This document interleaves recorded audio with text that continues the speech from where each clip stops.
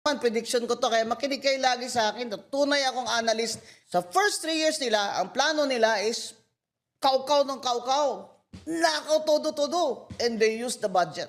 That's why yung yan mortal sin nila to our democracy is that they used Congress to loot our taxes.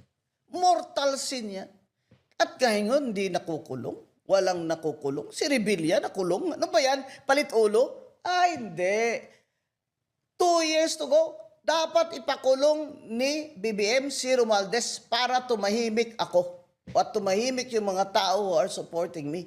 Bakit si Saldico ang binabanatan nyo? Sinasabi na ni Saldico na ang mastermind si Martin Romualdez na nagatid siya ng pera doon at kay Bongbong. Pinalayas nila kasi, ayaw nilang magtestigo. Ngayon, gusto na magtestigo, ayaw naman nilang pabalikin. Kunyari lang yun. Bakit si Senate Torpeng Lacson sa Blue Ribbon in-invite si na mag-testify by Zoom, si Saldico? Nung lumabas na sa ibang network yung part 1, part 2, part 3 ni Saldico, ayaw na ipatestify doon by Zoom. Ano ba talaga, Senator, ang rules dyan sa Blue Ribbon Committee? Dapat what is good for the goose is good for the gander. Di ba? Ganun lagi yung mga Inglesero. Bakit naman ganun? Dapat pinatestify nyo na. Kasi kung pinatestify nyo yun, di part of the records na yun ng Senado, ang sasabihin niya na naghatid siya ng pera sa kay Romualdez at sa bahay ni Bongbong at sa Malacanang. Ang sinasabi mo, whistleblower si Bongbong, that's not true. He admitted there was a U.S. State Department report saying that the corruption in the DPWH is massive.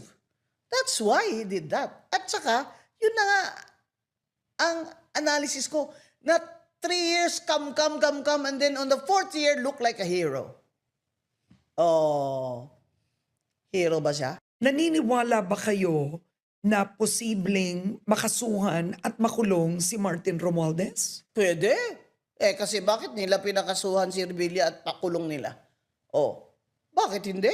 Di ba? ICI also, yun lang ang problema kasi sabi nila i-live stream nila, hindi nila live stream. Kawawa yung ICI. Sinabi ko na when I was in Europe, mag-resign na kayo, mga inutil kayo. Naiwan na lang ngayon si former Justice Andy Reyes. I mean, hindi naman siya makaresign, di ba? Di ba?